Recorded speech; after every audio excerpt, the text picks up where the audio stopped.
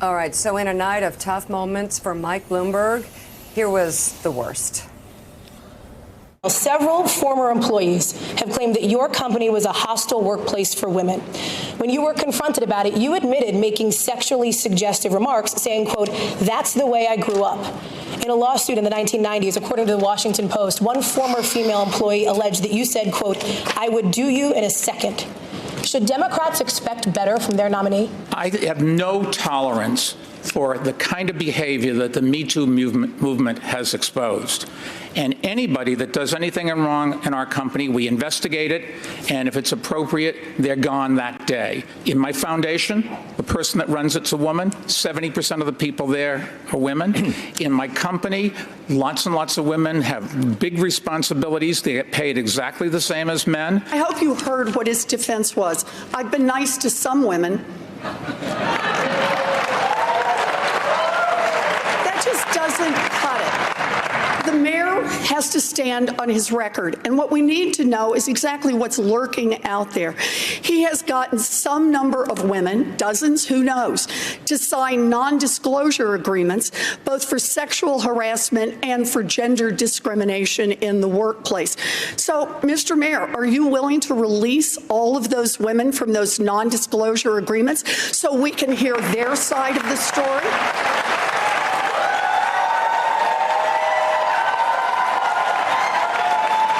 We have a very few non-disclosure agreements. How many is Let me that? finish.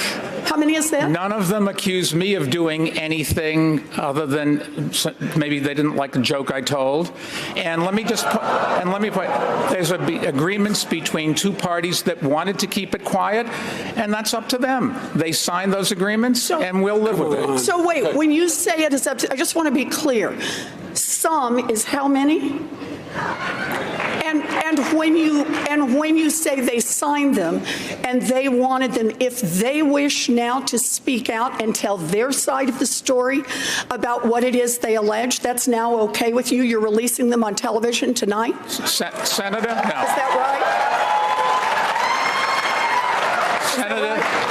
Senator, the company and somebody else, in this case, a man or a woman, or could be more than that, they decided when they made an agreement that they wanted to keep it quiet for everybody's interest. They signed the agreements, and that's what we're going to live with. I'm sorry. No, the question is, are the women bound by being muzzled by you? And you could release them from that immediately, because understand, this is not just a question of the mayor's character. This is also a question about electability. We are not going to beat Donald Trump with a man who has who knows how many non-disclosure agreements and the drip, drip, drip of stories of women saying they have been harassed and discriminated against. That's not what we do as Democrats. Mr. Vice President. Look, let's get something straight here. It's easy. All the mayor has to do is say, you are released from the non-disclosure agreement, period. I said we're not going to get to end these agreements because they were made consensually, and they have every right to expect that they will stay private. All right. Elizabeth Warren, in my estimate, did an incredible job, not just going after Bloomberg about the NDAs, which is debatable in the legal realm, but showing something about his leadership qualities, showing something about him, how he deals with things. It's his way or the highway.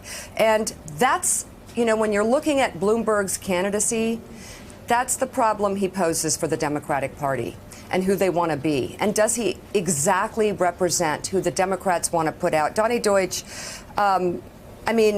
Amy Klobuchar also brought out that he's been hiding behind the ads. He has been. This was his first foray into the national stage. He should have dealt with these questions. He should have done interviews beyond with personal friends. He should have come on Morning Joe, gone on other shows, and gotten through this stuff and figured out whether or not he can deal with it. But instead, it was hard to watch. It was hard to watch because it showed who he was. He runs the company. That's the way it goes. And that's the question for the party. Do they want someone who runs things like Trump? Yeah, you would have thought his biggest vulnerability going in was, the billionaire stuff. And I thought he actually handled that stuff relatively well. Yeah, I've made a lot of money. Very well. I'm going to put things back into it. I've shared given a it. lot of money away.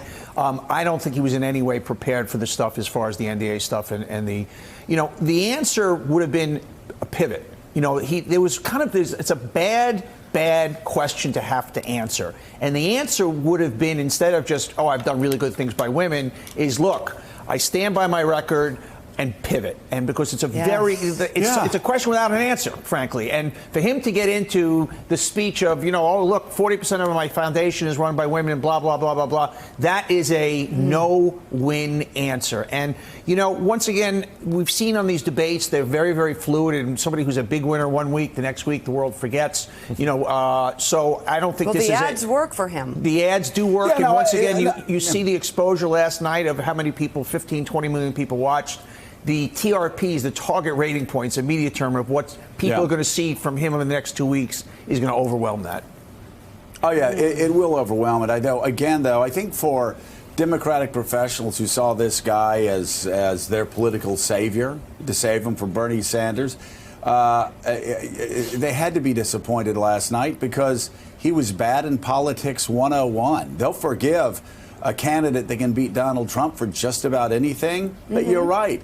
It's called a pivot. Listen, I'm not going to get into that. Let me tell you what actually matters. This is how I'm going to help women when I beat Donald Trump. Because, and then list the things that Donald Trump has done, the retrograde policies, how he's going to move America forward. That's what Americans care about.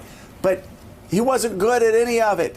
He wasn't good at Robert Gibbs. He wasn't good at responding when he gave an answer and Elizabeth Warren interrupted. I mean, Barack Obama, Bill Clinton, Ronald Reagan would turn, and Donald Trump would turn and say, hey, let me finish answering the question. Unless you want to just sit up here and pose all day, I'll let you pose all day. But if I'm not in this debate, I'm going to walk up. Just take control. And for a guy who's worth $55 billion and says he can run the world, he couldn't even run his own microphone last night. So I'm wondering if for the Democratic political class, if his biggest sin last night was being so woefully ill-prepared and ill-equipped to, let's face it, take on some politicians who aren't Obama.